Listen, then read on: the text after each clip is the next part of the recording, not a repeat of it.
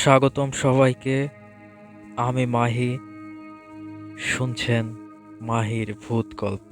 আজ আপনাদের শোনাবো এমন এক অলৌকিক আর গা শিউড়ে ওঠা সত্য ঘটনা, যা এক পরিবারের জীবনকে তছনছ করে দিয়েছিল। গল্পের শুরুটা অনেকটা স্বাভাবিক মনে হলেও এর ভেতরে লুকিয়েছিল চরম অন্ধকার। আমাদের আজকের গল্প ভয়ানক বাড়ি। ঘটনাটি বেশ কয়েক বছর আগের। ঢাকার অদূরে এক নিরিবিলি এলাকায় একটি পুরনো ডুপ্লেক্স বাড়ি ভাড়া নিয়েছিলেন ব্যবসায়ী রহমান সাহেব। পরিবারে আছেন তিনি, তার স্ত্রী সুমি এবং ছোট দুই সন্তান। বাড়িটি বেশ চমৎকার, সামনে বড় বাগান আর চারপাশটা গাছপালায় ঘেরা। এত কম ভাড়ায় এমন রাজকীয় বাড়ি পেয়ে রহমান সাহেব বেশ খুশিই ছিলেন। কিন্তু সেই খুশির আড়ালে যে কি এক ভয়ানক বিপদ ওত পেতে আছে, তা তারা তখনও কল্পনাও করতে পারেনি। বাড়িতে ওঠার প্রথম দিন থেকেই সুমি একটা অস্বস্তি অনুভব করতে থাকেন। তার বারবার মনে হতে থাকে খালি ঘরে কেউ যেন তার দিকে তাকিয়ে আছে। কিন্তু রান্নাঘরে গেলে বা অন্য ঘরে গেলে কাউকে খুঁজে পান না। রহমান সাহেবকে বললে তিনি হাসি হাসি করে উড়িয়ে দিয়ে বলেন, নতুন জায়গা তো, তাই মনের ভুল হচ্ছে। কিন্তু ঘটনার শুরু হয় ঠিক দ্বিতীয় দিন মাঝরাত থেকে। গভীর রাতে হঠাৎ ওপরের তলায় ভারী কিছু টেনে নেওয়ার শব্দে সুমির ঘুম ভেঙে যায়। মনে হচ্ছিল কেউ যেন বিশাল কোনো লোহার সিন্দুক এক ঘর থেকে অন্য ঘরে টেনে নিয়ে যাচ্ছে। সুমি ভয়ে রহমান সাহেবকে জাগান। দুজনে মিলে ওপরের তলায় গিয়ে দেখেন সব কিছু একদম ঠিকঠাক আছে, কোনো কিছুর নড়াচড়া নেই। রহমান সাহেব ভাবলেন হয়তো পাশের বাড়ির ছাদ থেকে শব্দ আসছে। কিন্তু পরদিন থেকে বাড়ির পোষা কুকুরটি অদ্ভুত আচরণ শুরু করে। মাঝরাত্রে কুকুরটি সিঁড়ির দিকে তাকিয়ে এক নাগাড়ে ডেকে যেত, যেন সে অদৃশ্য কাউকে দেখতে পাচ্ছে। সুমি খেয়াল করলেন কুকুরটির চোখগুলো আতঙ্কে বড় বড় হয়ে যেত এবং সে লেজ গুটিয়ে পেছাতে থাকত। এরই মধ্যে একদিন বিকেলে ছোট মেয়েটি একা ঘরে খেলছিল। সুমি রান্নাঘর থেকে শুনতে পান মেয়েটি কারো সাথে কথা বলছে আর খিলখিল করে হাসছে।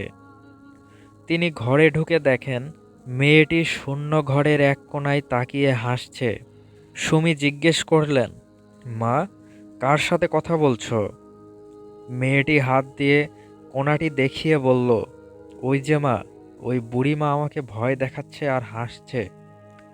সুমি তাকিয়ে দেখলেন সেখানে কিছুই নেই, শুধু জমাট বাঁধা অন্ধকার। ভয়ে সুমির গায়ের রক্ত হিম হয়ে আসে। তিনি বুঝতে পারেন এই বাড়িতে তাদের ছাড়া অন্য কারোর অস্তিত্ব আছে। রহমান সাহেব যখন রাতে কাজ থেকে ফেরেন, সুমি সব খুলে বলেন। রহমান সাহেব এবার কিছুটা চিন্তিত হলেন। তিনি ঠিক করলেন বাড়িটির ইতিহাস জানবেন। পরদিন এলাকার এক বৃদ্ধ কেয়ারটেকারের কাছে তিনি জানতে পারেন এই বাড়িতে বহু বছর আগে এক বৃদ্ধা একাকী মারা গিয়েছিলেন এবং তার মৃত্যুর অনেক দিন পর পচা গন্ধে প্রতিবেশীরা বিষয়টি জানতে পারে। তখন থেকেই বাড়িটি অভিশপ্ত বলে পরিচিত। সে রাতে রহমান সাহেব নিজেই ড্রয়িং রুমে বসে পাহারা দেওয়ার সিদ্ধান্ত নিলেন। রাত তখন প্রায় 2টা। হঠাৎ চারপাশ নিস্তব্ধ হয়ে গেল। বাড়ির সবকটি বাতি একসাথে দপ দপ করে নিভে গেল। ঘুটঘুটে অন্ধকারে রহমান সাহেব অনুভব করলেন তার কানের কাছে কেউ খুব জোরে দীর্ঘশ্বাস ফেলছে। তিনি টর্চ জ্বালাতেই দেখলেন সিঁড়ির একদম ওপরে সাদা কাপড় পরা এক বৃদ্ধা দাঁড়িয়ে আছেন। যার মুখটা ছাইয়ের মতো সাদা এবং চোখ থেকে রক্তের মতো কালো তরল গড়িয়ে গড়িয়ে পড়ছে। টর্চের আলোটা যখন সেই সিঁড়ির ওপরের অবয়বটির ওপর পড়ল, রহমান সাহেবের শিরদাঁড়া দিয়ে একটা হিমশীতল স্রোত বয়ে গেল। সাদা কাপড় পরা সেই বৃদ্ধা স্থির দৃষ্টিতে নিচের দিকে তাকিয়ে আছেন। টর্চের কাঁপা কাঁপা আলোয় দেখা যাচ্ছিল তার গায়ের চামড়া জায়গায় জায়গায় ঝুলে আছে, যেন বহুদিনের পুরনো কোনো মৃতদেহ। রহমান সাহেব চিৎকার করতে চাইলেন, কিন্তু গলা দিয়ে কোনো শব্দ বের হলো না। ঠিক সেই মুহূর্তে বৃদ্ধাটি এক পা এক পা করে নিচের দিকে নামতে শুরু করলেন। প্রতিটি কদমে কোনো হাড় ভেঙে যাওয়ার মতো মরমর করে শব্দ হচ্ছিল। রহমান সাহেব কোনো মতে সাহস সঞ্চয় করে দৌড়ে সুমির ঘরে চলে গেলেন এবং ভেতর থেকে দরজা আটকে দিলেন। সারা রাত তারা দুজনে দরজার ওপাশে অদ্ভুত আঁচড়ানোর শব্দ আর ফিসফিসানি শুনতে পেলেন। কেউ একজন যেন দরজার ওপাশ থেকে কর্কশ গলায় সুমির নাম ধরে ডাকছিল। ভোরের আলো ফোটার সাথে সাথে শব্দগুলো হাওয়ায় মিলিয়ে যায়, কিন্তু সেই রাতের আতঙ্ক তাদের মনে স্থায়ীভাবে গেঁথে যায়। পরদিন সকালে রহমান সাহেব সিদ্ধান্ত নিলেন তারা আর এক মুহূর্ত এই বাড়িতে থাকবেন না। কিন্তু অদ্ভুত ব্যাপার হলো, সকাল থেকেই বাড়ির প্রধান সদর দরজা আর কোনোভাবেই খোলা যাচ্ছিল না। মনে হচ্ছিল বাইরে থেকে কেউ শক্তিশালী কোনো তালা লাগিয়ে দিয়েছে, যদিও বাইরে কেউ নেই। এমনকি জানালাগুলো যেন জ্যাম হয়ে আটকে আছে। এক অদৃশ্য বন্দিশালায় পরিণত হলো সাজানো গোছানো সেই ডুপ্লেক্স বাড়িটি। দুপুরের দিকে সুমি যখন বাচ্চাদের নিয়ে রান্নাঘরে খাবার তৈরি করছিলেন, হঠাৎ তিনি অনুভব করলেন তার পায়ের নিচের মেঝেটা অস্বাভাবিক গরম হয়ে উঠেছে। মেঝে থেকে ধোঁয়া উঠতে শুরু করলো এবং দেয়াল থেকে রক্তের মতো লাল রঙের আঠালো তরল চুইয়ে পড়তে লাগলো। ভয়ে সুমি বাচ্চাদের নিয়ে চিৎকার করে ড্রয়িং রুমে চলে আসেন। ড্রয়িং রুমে এসে তারা যা দেখলেন তাতে তাদের জ্ঞান হারানোর উপক্রম হলো। ডাইনিং টেবিলের ওপর সাজানো প্রতিটি গ্লাস আর প্লেট আপনা আপনি বাতাসে ভাসছে এবং সেগুলো প্রচণ্ড গতিতে একে অপরের সাথে ধাক্কা খেয়ে চূর্ণ বিচূর্ণ হয়ে যাচ্ছে। রহমান সাহেব বাচ্চাদের আগলে ধরে সিঁড়ির নিচে দাঁড়িয়ে থাকলেন। ঠিক তখন ওপরের তলা থেকে এক বিকট অট্টহাসি ভেসে এলো। সেই হাসি কোনো মানুষের হতে পারে না, তা ছিল পৈশাচিক এবং বুক কাঁপানো এক হাসি। মনে হচ্ছিল বাড়ির দেওয়ালগুলো যেন সেই হাসির সাথে তাল মিলিয়ে কাঁপছে। হঠাৎ সুমি খেয়াল করলেন তাদের ছোট ছেলেটি সেখানে নেই। তারা পাগলের মতো ছেলেকে খুঁজতে লাগলেন চারপাশে। শোবার ঘর, বাথরুম, স্টোর রুম, কোথাও নেই। অবশেষে তারা ওপরের তলার সেই বন্ধ ঘরটির সামনে এসে দাঁড়ালেন, যা আগে কখনো খোলা হয়নি। ঘরের ভেতর থেকে ছেলেটির কান্নার শব্দ আসছিল। রহমান সাহেব সর্বশক্তি দিয়ে দরজায় লাথি মারতে লাগলেন। তৃতীয় ধাক্কায় দরজাটি খুলে গেলে ভেতরে যা দেখলেন তা ছিল অবর্ণনীয়। ঘরটি ছিল তিরপল আর পুরনো কাপড়ে ঠাসা, আর মাঝখানে একটি কাঠের চেয়ারে তাদের ছেলেটি বসে আছে।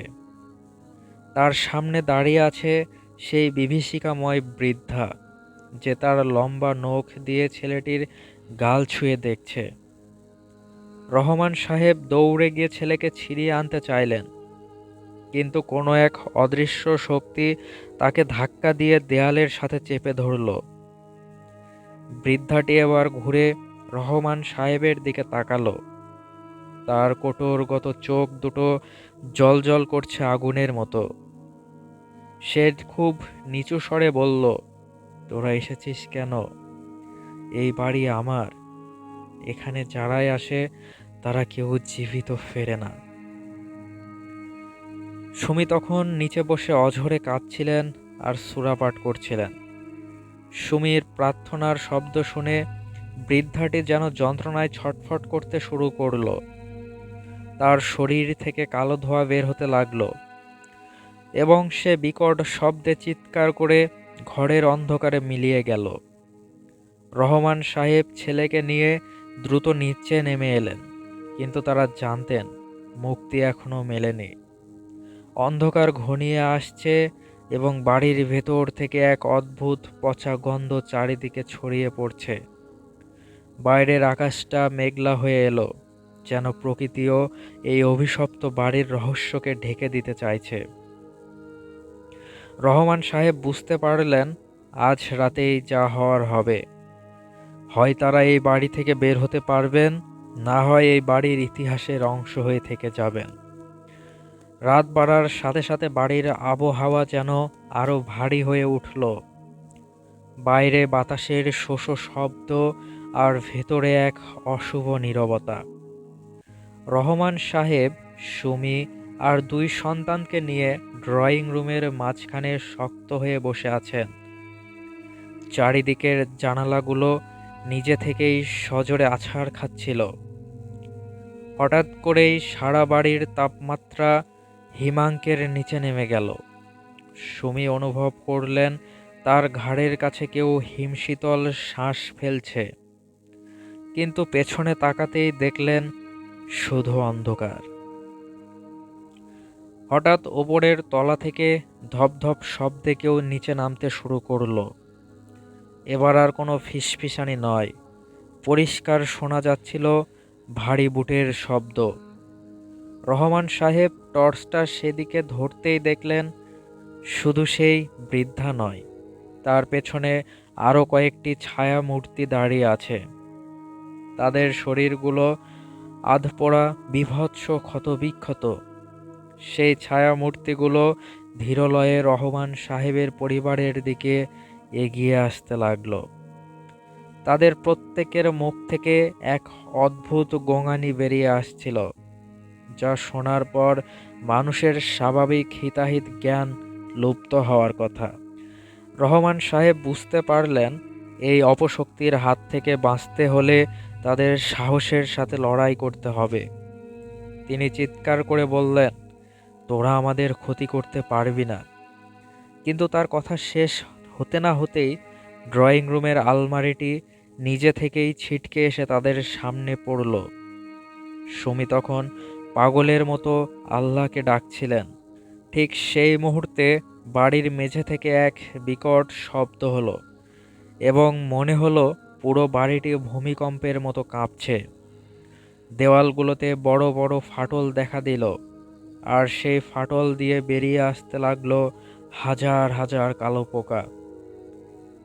বৃদ্ধাটি এবার শূন্যে ভেসে তাদের দিকে হাত বাড়িয়ে দিল।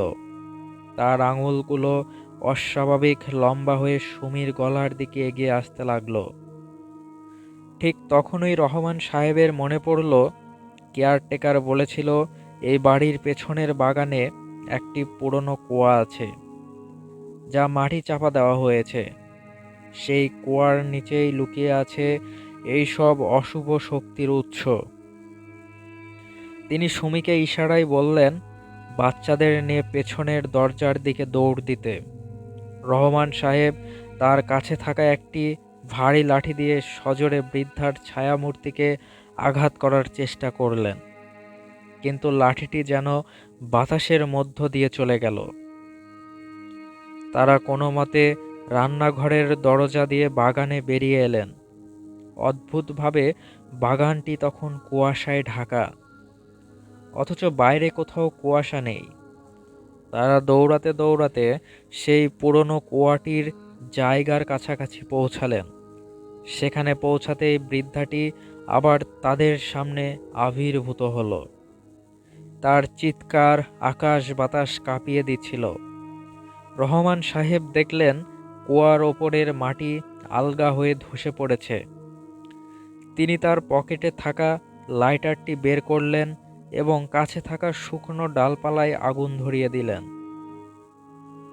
আগুনের আলো দেখেই প্রেতাত্মাগুলো আর্তনাদ শুরু করলো। রহমান সাহেব বুঝতে পারলেন আগুনই তাদের একমাত্র রক্ষা কবচ। তিনি আগুনের মশালটি সেই কুয়ার গর্তের ভেতর ফেলে দিলেন।